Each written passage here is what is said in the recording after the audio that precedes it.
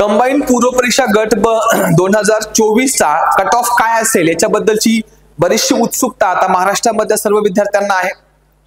पण हा cut off आणि याचा अंदाज जर बांधायचा असेल तर थोडंसं अवघड आहे, कारण तुलनेने दरवर्षीपेक्षा जागा ह्या कमी आहेत, त्या कदाचित वाढू शकतात। वाढल्याच्या नंतर परत ही इक्वेशन बदलू शकतं। त्यानंतर दुसरी गोष्ट, यावेळेस पहिल्यांदाच गट ब चा कॉमन कट ऑफ लागणार आहे, त्याच्यामुळे थोडासा अंदाज बांधणं अवघड होते आणि पेपरची काठिण्य पातळी तुलनेने यावर्षी सोपी होती आणि मुलांचे स्कोर खूप जास्त आहेत। या सगळ्या गोष्टीमुळे अंदाज बांधणं थोडंसं अवघड आहे, पण तरी सुद्धा एक 2-3 दिवसांमध्ये बऱ्यापैकी थोडंसं पिक्चर क्लिअर होणार आहे आणि तुम्हाला निश्चितच एक अंदाज आम्ही कट ऑफचा जो आहे तो कळूया। परंतु मग तुमचे मार्क्स जास्त असो मार्क्स कमी असो, तुम्ही अभ्यास केला पाहिजेत आणि त्यासाठी पुढची स्ट्रॅटेजी काय असली पाहिजे ते मी सांगणार आहे। कारण स्पर्धा परीक्षेमध्ये आपण पाऊल ठेवलेलं आहे, मग आता इथं यश मिळाल्याशिवाय थांबायचं नाहीये। त्याच्यामुळे कट ऑफ कितीही लागला, आपला स्कोर त्याच्यामध्ये बसला किंवा नाही बसला तरी अभ्यास मात्र करावा लागणार आहे। ज्यांचा स्कोर आता कमी आलेला आहे त्यांनी कुठलेही टेन्शन घेऊ नका, काळजी करू नका, कारण आपली पुढची परीक्षा आहेच। जसं आता 4 मेला मे महिन्यामध्ये आपली ग्रुप सी आहे आणि त्याच्यानंतर नोव्हेंबर महिन्यामध्ये 9 नोव्हेंबरला परत गट ब आहे। त्याच्यामुळे हा जो कालावधी आहे मित्रांनो, हा कुठेही टेन्शन घेण्याचा नाहीये, रडण्याचा नाहीये, थांबण्याचा नाहीच आहे, कुठेही दुःख करण्याचा नाहीच आहे। ज्या काही चुका झालेल्या असतील, कमी स्कोर आला असेल तर त्याच्यामधनं शिकण्याचा हा आहे, पुढे संधी आहे। पण आता जर आपण टाइमपास करत बसलो, दुःखामध्ये वेळ वाया घालवत बसलो तर येणारी ग्रुप सी ची संधी जाऊ शकेल आणि परत जी 9 नोव्हेंबरला जी 2025 ची गट ब ची पूर्व परीक्षा होणार आहे तिथे सुद्धा आपलं नुकसान होऊ शकतं। सो मित्रांनो, कृपया करून या कुठल्याही आता चर्चेमध्ये फारसं तुम्ही अडकू नका, ठीक आहे। जो काही तुमचा स्कोर आहे तुम्ही तो स्वीकारा आणि अभ्यासाला लागा। मग आता नेमकी स्ट्रॅटेजी पुढची काय असली पाहिजे, ठीक आहे। सो बघा, वेगवेगळ्या प्रकारचे विद्यार्थी आहेत। पहिले विद्यार्थी की जे स्टुडंट आहेत की जे कंबाईन ब मध्ये ज्यांचा चांगला स्कोर आहे, ठीक आहे, चांगला स्कोर आहे। आता चांगला स्कोर म्हणजे खूप चांगला स्कोर म्हणजे जे 60+ वाले आहेत, 60+ वाले कुठल्याही कॅटेगरीचा मुलगा असेल, कुठल्याही कॅटेगरीची मुलगी असेल, ते सेफ आहेत, ठीक आहे। खूप चांगला स्कोर आहे असं म्हणता येतं। इव्हन 55+ जरी स्कोर असेल, ठीक आहे, मग तो कुठल्याही कॅटेगरीचा मुलगा मुलगी असू द्या तोही सेफ आहे।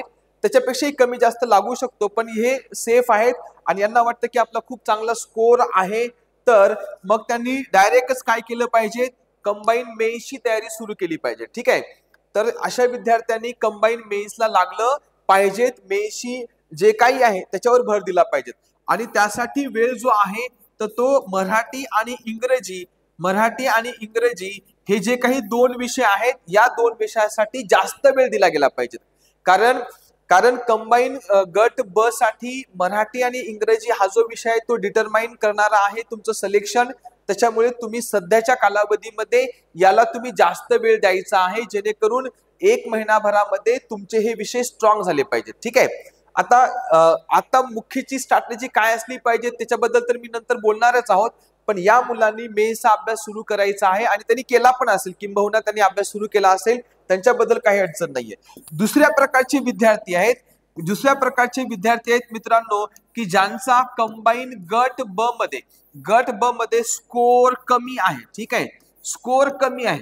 आता त्यांनी स्कोर चेक केल्याच्या नंतर त्यांचा अंदाज येतो त्यांना की कुठल्या कॅटेगरीमध्ये आहोत, आपला स्कोर जास्त आहे का कमी आहे, किंवा आपल्या कॅटेगरीमधल्या बाकीच्या मुला-मुलीचा स्कोर कसा आहे, याच्यावरून प्रत्येक विद्यार्थ्याला थोडाफार अंदाज येतच असतो की तो स्कोर जास्त आहे का कमी आहे। आणि मग ज्यांना असं वाटत असेल की तो स्कोर कमी आहे त्यांचा, तर त्यांनी नाराज होऊ नये, बिलकुल नाराज होऊ नये। तर त्यांनी अभ्यासाची स्ट्रॅटेजी जी आहे ती अभ्यासाची स्ट्रॅटेजी ही बदलली पाहिजेत आपली, ठीक आहे। मग त्यांनी काय केलं पाहिजे, आपली अभ्यासाची स्ट्रॅटेजी जी आहे ती दुसरी केली गेली पाहिजे।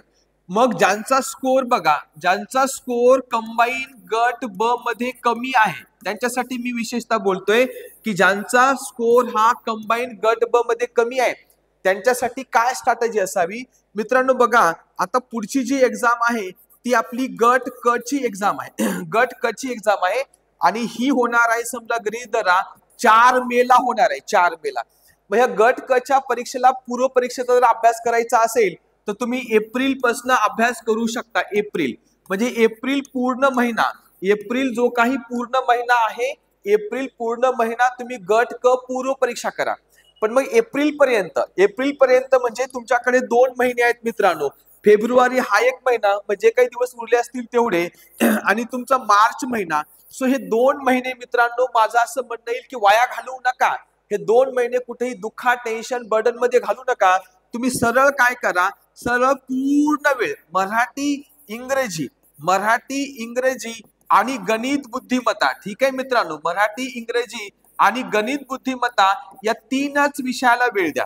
माझी तुम्हाला विनंती असेल की तुम्ही कुठेही आजपासून 1 मिनिट पण वाया घालवू नका. ज्यांचा गट ब ला स्कोर कमी आहे त्यांच्यासाठी विशेषतः बोलतोय. अशा विद्यार्थ्यांनी लगेच आजपासून त्यांनी मराठी व्याकरण, त्यानंतर इंग्रजी व्याकरण आणि सोबत गणित बुद्धिमत्ता हे 3 विषय सुरू करा. बाकी सगळे विषय सगळ्या विषयाची पुस्तकं असतील, नोट्स असतील, ते सगळं तुमच्या रूमवर नेऊन ठेवा आणि फक्त 3 विषय जोमाने सुरू करा. मराठी व्याकरण, इंग्लिश व्याकरण आणि गणित बुद्धिमत्ता हे 3 विषय तुम्ही काय करायचे, सुरू करायचे. का बरं? कारण 4 मे ची जी काही आपली पूर्व परीक्षा होणार आहे गट क ची, त्यासाठी 1 महिना पूर्व परीक्षेचा अभ्यास पुरेसा आहे. कारण त्याच्या अगोदर तुम्ही गट ब साठी केलेला आहे. म्हणजे हे 2 महिने, फेब्रुवारी आणि मार्च, हे जे 2 महिने आहेत, हे पूर्ण वेळ तुम्ही मराठी व्याकरण, इंग्रजी व्याकरण, गणित बुद्धिमत्ता हे 3च विषय करा. आता गणित बुद्धिमत्ता केल्यामुळे तुमची गट क ची जी काही पूर्व परीक्षेची तयारी पण सुरू आहे, आणि मराठी इंग्रजी केल्यामुळे गट क ची मुख्य असेल त्याची पण तयारी सुरू आहे. बरं, याच्यामुळे गट क ची मुख्यची पण तयारी सुरू होईलच, आणि त्याच्यासोबत तुमची जे काही आपली 2025 ची पूर्व परीक्षा गट ब ची नोव्हेंबर महिन्यामध्ये येणार आहे, तर त्याची पण या ठिकाणी स्ट्रॅटेजी होईल, आणि त्याच्यासाठी सुद्धा मेन्सचा अभ्यास तुमचा सुरू होईल. सो मित्रांनो, ज्यांचा स्कोर कमी आहे त्यांनी कुठलाही वेळ वाया न घालवता त्यांनी पुढची परीक्षा म्हणजे गट क ची पूर्व परीक्षा आहे ती टार्गेट ठेवून, आणि परत नोव्हेंबर महिन्यामध्ये जी परीक्षा होणार आहे ती टार्गेट ठेवून तुम्ही आता हे 2 महिने फक्त हे 3 विषयावर भर द्या. बाकी काहीही करू नका. मराठी व्याकरण करा, इंग्लिश व्याकरण करा, गणित बुद्धिमत्ता करा, त्यांचे PYQ पूर्ण सॉल्व्ह करा, त्याचे नोट्स काढा, त्याचं पाठांतर करा, व्होकॅब्युलरी करा. ठीक आहे. म्हणजे जसं बँकिंगचे विद्यार्थी दिवसभर फक्त मॅथ, रिझनिंग, कॉन्ट आणि इंग्लिश हेच विषय करत राहतात, त्याचेच MCQ, त्याचेच PYQ, त्याचेच नोट्स, त्याचं डिस्कशन करा. सो माझी अशी रिक्वेस्ट असेल तुम्हाला की ज्या मुलांचा स्कोर कमी आहे गट ब मध्ये, त्या मुलांनी ही स्ट्रॅटेजी अप्लाय करायची आहे. हे 2 महिने अतिशय महत्वाचे आहेत, फार क्रुशियल आहेत. वेळ वाया घालवूच नका तुम्ही. बिलकुल तुमच्याकडे वेळ वाया घालवायला नाहीये, दुःख करायला वेळ नाहीच आहे. काय चुका केला त्याच्यावर काम करा, आणि या 2 महिन्याचाच फक्त डोक्यात विचार ठेवा. मागचा पुढचा काही विचार करू नका. ठीक आहे, बिलकुल नाही. हे 2 महिने ताकदीने लढा.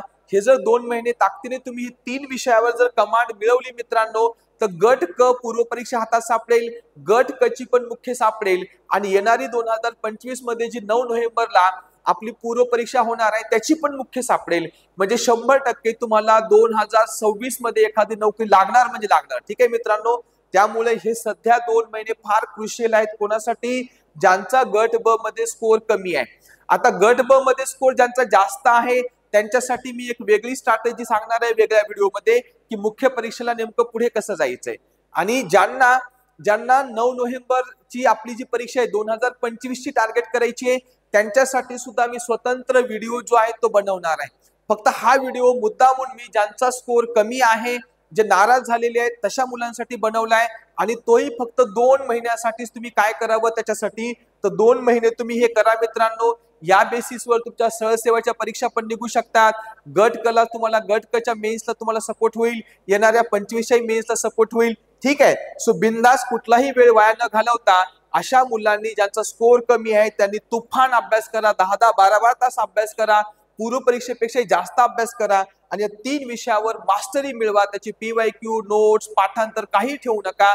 ही सुवर्ण संधी तुमच्यासाठी सुद्धा आहे. यस. सो थांबूया मित्रांनो आपण इथे. Thank you so much. Thanks a lot.